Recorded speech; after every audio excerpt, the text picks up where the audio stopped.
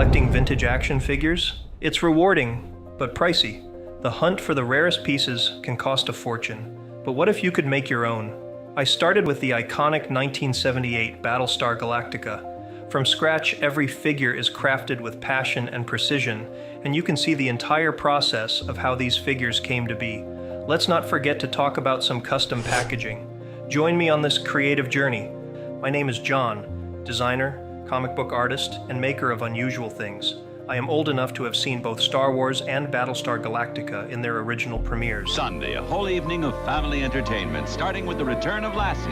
Then, Battlestar Galactica arrives, the greatest space adventure ever filmed.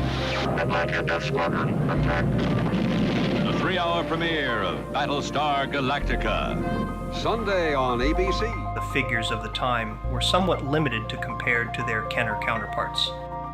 And why they never made a 3.75-inch Apollo figure is a mystery. Getting on to the making, I wanted to learn a 3D app called Blender, create my own models. I have seen other crafters and figure companies enter the fray of nostalgic Battlestar Galactica. I made these for fun and to start my own custom figure collection. It took a few months on and off to model Starbuck. After that, each other character took less and less time. I could do a whole other video series on 3D modeling. There is that much to it. But the great thing about figure printing is that you do not have to be an artist or sculptor to enjoy the hobby. There are hundreds of models available for download. To get started, you need a few things at minimum. The first is a print-ready model in a compatible format. Typically, these are STL or OBJ files. The second is printing preparation software called a slicer. Printed characters require building in all the physical details.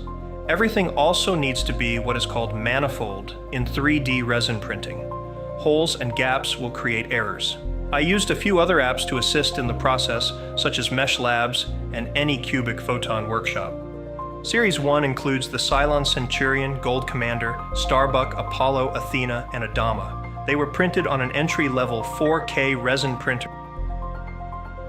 Choosing a resin for printing action figures, the most important qualities are toughness, impact resistance, and low brittleness. Standard resins can produce excellent detail, but they tend to snap easily, so ABS-like, tough, or flexible tough resins are much better suited for figures that will be handled or posed.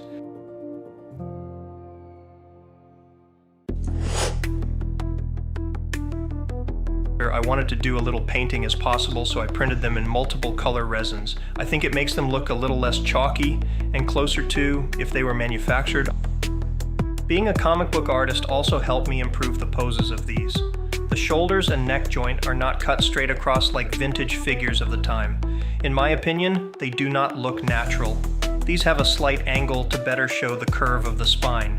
I also ran a lot of tests on the eyes because I think too often they are overstated. I'm not sure why there are so many different logos for the classic show, Battlestar Galactica. Perhaps it was a rush to go to market to compete with Star Wars. Or because the series was marketed across multiple countries. They are all cool and have very different influences. All the artwork is gorgeous.